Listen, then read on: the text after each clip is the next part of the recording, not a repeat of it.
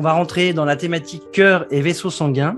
Donc, un véritable travail d'équipe. En fait, le cœur, c'est le muscle le plus important du corps, puisqu'il assure en fait en permanence la circulation sanguine dans les organes et les tissus, et ça fournit en fait l'oxygène et tous les nutriments qui sont indispensables à la vie. Il est comparable du coup à une pompe qui va assurer la circulation du sang dans tout notre corps en fait, tout simplement. Alors, on va prendre quelques faits qui sont tirés de sources sûres, hein, c'est l'Organisation mondiale de la santé, qui nous dit que les maladies cardiovasculaires en fait sont la première cause de mortalité dans le monde. En fait, il meurt chaque année plus de personnes en raison de maladies cardiovasculaires que de toute autre cause. En fait, c'est 17 millions le nombre de décès qui sont imputables aux maladies cardiovasculaires. Ça veut dire en fait c'est 31% de la mortalité mondiale totale. Ce qu'il faut savoir, et ça c'est plutôt la bonne nouvelle, c'est qu'il est possible en fait de prévenir la plupart des maladies cardiovasculaires. Donc en s'attaquant aux facteurs de risque qui sont le tabagisme, une mauvaise alimentation et l'obésité qui est souvent liée à cette mauvaise alimentation, la sédentarité et l'utilisation nocive